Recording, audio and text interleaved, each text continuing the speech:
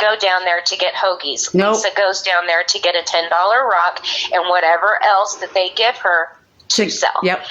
Because there's no loitering, no soliciting signs out there. There's 6 or 7 signs around the building that say no loitering or whatever, and yet she's always there. You'll get the proof. Trust me, you're going to get the proof.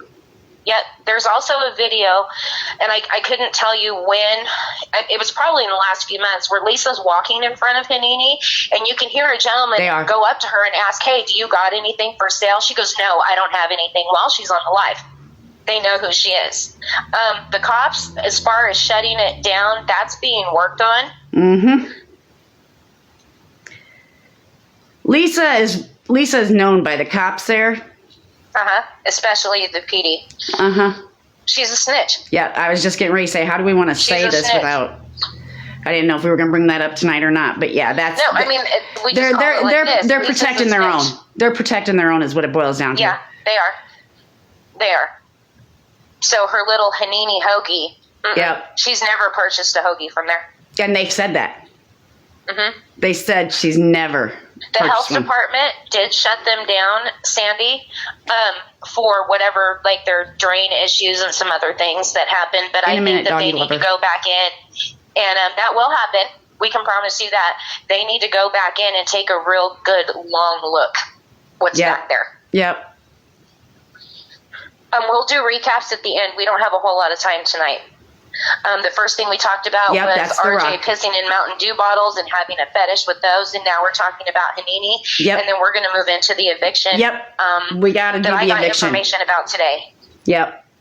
And yeah, I'll let you explain it since you talked to the lawyer too. Yes. Okay, I'm not going to read the chat. I need I'm looking. Proof of what you've been saying been shown as far as what? We will be. That's what I'm saying. We will be showing you the proof. I don't know how to do these lives and pull up everything, and I wasn't going to show it before the live, obviously. So I can't do it in the middle of this because I don't know what I'm doing, but as soon as we're off the live, I'll be posting stuff. Yeah, that'll not be a problem.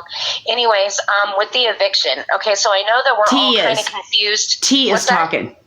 One asked who's talking. That's me, Mama Amy. My name is T.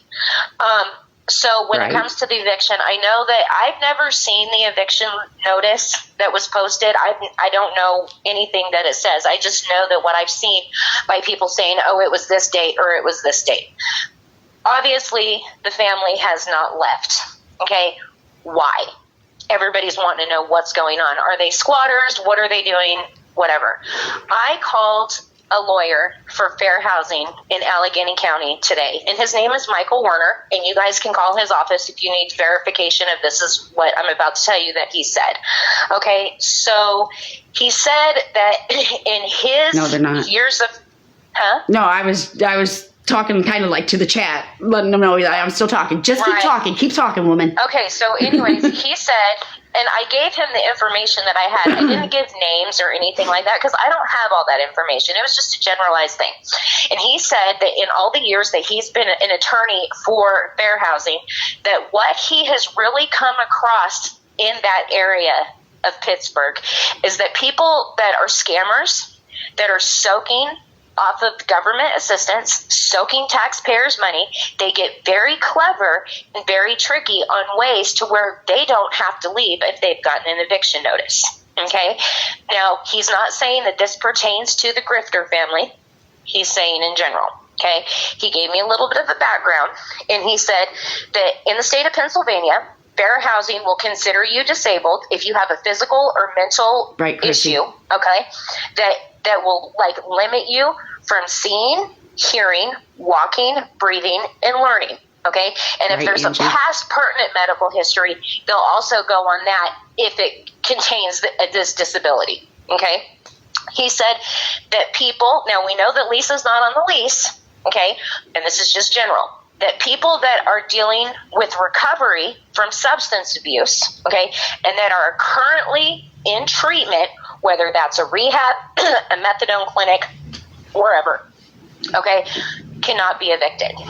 Okay, it would have to go through the court process, but usually this is not something that they'll evict you for. Okay, fair housing does not require housing or accommodations or modifications to be available to the tenant if the tenant or anyone that's not a tenant but residing in the home is a threat to public health and safety. Bingo, okay. Do re mi. I had to say it. Sorry, I had to say it loud enough.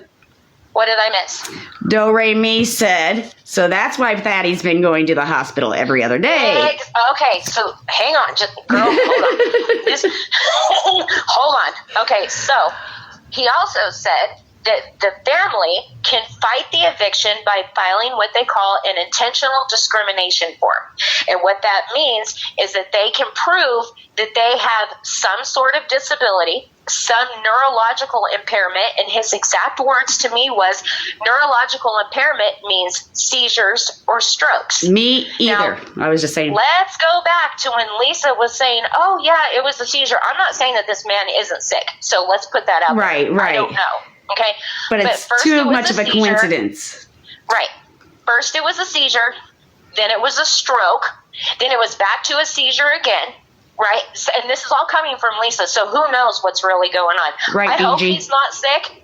You know, I wouldn't wish that on anyone, but things just aren't adding up here.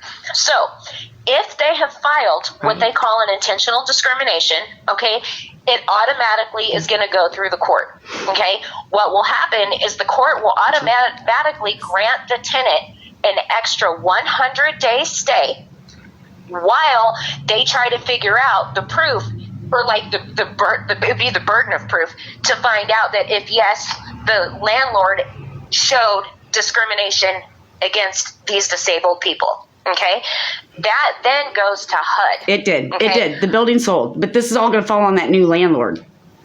Right. The new owner. So it goes into HUD. This is just about the eviction.